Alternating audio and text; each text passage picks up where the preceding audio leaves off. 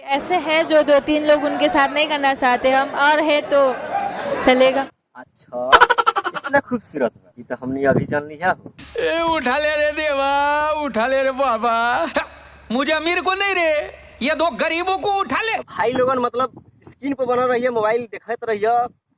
आज नु सोमिया के होए वाला पेला यानी रेलाई मतलब मजा आए वाला वीडियो में देखिए।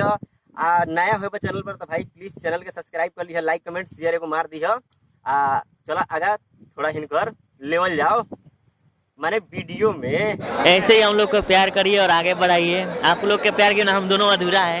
ए भैया प्यार दुलार मिली कहे न हो, केहू एगो लड़की जाके खेसारी भैया से मन हेंगैया कॉल ली, प्यार दुलार न दी लोग। खेसारी भैया के जानते बड़ा कि बिहार में चाहे यूपी में मतलब हर जगह उनकर गाना लोग सुनबे करेला, प्यार दुलार देवे करेला। तब उनकरा जो जब इबाड़ी तो हिनकरो मिलबे करी। ये बड़ी अच्छी बात कही आप। लेकिन ये प्यार वो हिसाब से ना मिली, बिना सुतले तो प्यार मिलबे न करी। अरे कहना क्या चाहते हो? खेसारी भैया लंग का ऐसा ही काम दे दिले बड़ा। खेसारी भैया इतना बुड़बक थोड़े बड़ा, टपा टप टपा। बहुत ऐसा टैलेंट लड़की बा, उनकरा काम नहीं मिलत। लेकिन हे पर टेटू छपवा लेला से केहू के काम मिल जाता। कुछ सुंदर बाड़ी खेसारी भैया के कुछ फायदा हो जाए, समझिए के लोग मतलब कथी के फायदा। क्या माल है यार। अगर आप लोग को ये गाना अच्छा लगा, मेरा काम अच्छा लगा, तो आप लोग खुद बोलेंगे। देखा गाना तो तोहर बा ना कि गाना हमने के अच्छा लगे। हाँ काम तोहर बहुत अच्छा लागल हमने के, जाना ताड़ू कौन काम? खेसारी भैया के जौन चुमा चाटी करत ताड़ू ई काम हमने के बहुत अच्छा लगा, यही ला नु आए रहू। खेसारी भाई ये चाहत रहन का। कौन है पवन जी? भोजपुरी के पावर स्टार। हम नहीं जानते। का कहलू हा, थोड़ा फैन से कहबू। कौन है पवन जी? भोजपुरी के पावर स्टार। हम नहीं जानते। कौन है पवन सिंह? पवन सिंह के नहीं जानते? दे दो चियरी भोज, जब नहीं तू जानत पवन सिंह के तो भोजपुरी में का ऐसा भी आयल बड़ी, कथी करे आयल बड़ी? भोजपुरी में आवे से हर इंसान पहले जाने ला कि पवन सिंह कौन हवे। तो मैंने कम से कम 5 बार देखा होगा। पवन सिंह के हेती से हेता से सब केहू जाने ला। बिहार का, इंडिया का, विदेश ले भी जाने ला उनकरा के। तू कहता कि पवन सिंह के नहीं जानते।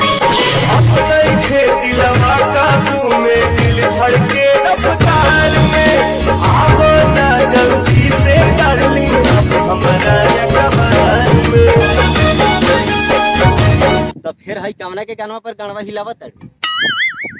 गानवा पवन सिंह के नु दोनों के नहीं जान, यही कमर हिलावत है। नहीं भाई। जैसे कि ऐसे हैं जो 2-3 लोग उनके साथ नहीं करना चाहते हम, और है तो चलेगा। अच्छा इतना सुंदर बात कि मतलब तू केहू और के साथ काम ना कर सकत, मतलब वो 2-3 आदमी के बा उनका नाम बता देते तो ठीक रहे। एगो तो टारगेट कैल ही बड़ी पवन सिंह के, कहता कि कौन है पवन सिंह हम नहीं जानते। कौन है ये लोग, कहाँ से आते हैं? जानबू न बहुत जल्दी जानबू। जब ये लाइन में आयल बड़ी वो बिहार में, अब भोजपुरी लाइन में तोरा जाने को है कि पवन सिंह के बा, तो यहाँ के पब्लिक से मार मार के फिर जहाँ से आ रही हो वहीं जाइब, जौन काम करत रही उहे फिर जाके बनाई। दूसर यहाँ कोनो तोरा काम नहीं के। खेसारी भैया के देन बा कि तोरा एगो एल्बम में काम मिल गेल, वही से खुश रह, अब फिर जाके नेपाल में खुश रह। ऐसे ही हम लोग को प्यार करिए और आगे बढ़ाइए। आप लोग के प्यार के ना हम दोनों अधूरा है। अरे साला प्यार तोरा से कौन करी रे? प्यार तो तोरा मौगी से करी, जाना तड़े कहूँ खेसारी भैया सब केहू थोड़े करी। जिनकर हाथ पर टेटू बनवैले बड़ी उहे न प्यार करिए उनकरा से। तोरा सामने ही मैंने कहले बड़ी तोरे मौगी कि हम खेसारी जी को बहुत पसंद करते हैं, भगवान की तरह मानते हैं, और वो जो बोलेंगे हम जो करेंगे। जा करवावत रह, के रोक ले बा। लेकिन दूसरा के इंसल्ट करके बिहार में ना रहे पे। तोरा से निमन एक्टर तोरे यहाँ के नेपाल के प्रीति पासवान क्योंकि शिकायत करेला, और लड़की के पास इतना टैलेंट बा कुट के अंदर भरल कि मतलब दिल से काम करती है लड़की वो, लेकिन किसी के शिकायत नहीं करती है वो। अब देखिए जैसे कि ऐसे हैं जो 2-3 लोग उनके साथ नहीं करना चाहते हम, और है तो चलेगा। अच्छा इतना खूबसूरत बाड़ी तो हमने अभी जान लिया हो। मतलब मतलब तोरा साथी दूसर केहू काम न कर सकेला। नहीं। ई बात बाटे माने पवन भैया के साथे तू काम न करबू, खाली खेसारी भैया से पेल होई। जानते हैं। ए दत्सियरी भौजी, तू जब से भोजपुरी में आयल बड़ी नु इतना विवाद फैला दिले बड़ी, क्या कहीं हम खुद अपना भाई है लोग बा, आ खास करके खेसारी भैया को हम जे तोरा काम देले बा उनकारे बारे में तो मतलब भाई सोच के नु फील होता था कि हम का कहीं।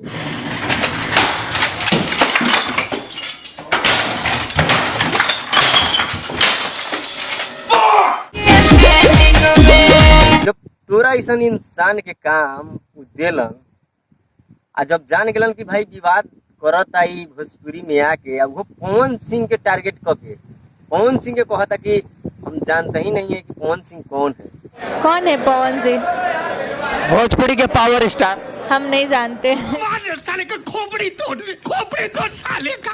देख सारी भैया, तोरा से नहीं एगो बात हम कहे के चाहत हनी, मतलब तू बेशक काम तो तू करवाइए देले बड़ा, अब काम एकरा बाद देब कि ना देब ई तो अब तोरे ऊपर बा। आ जब तोरा खुद समझ कि बड़ भाई के इंसल्ट करता, उहे एगो नेपाल के लड़की आके अपना मतलब इंडिया में बिहार में हमनी के मान सम्मान के समझ कि पूरा कचरा करता, एकरा बारे में तो भाई जितना भी हमारा भोजपुरी के छोट छोट बड़ सिंगर आ हीरो ये लोग के विचार करे के चाही कि हाँ ये के हम काहे खातिर काम दे, हम काहे खातिर काम दे, हम हमनी के लेवल के बा।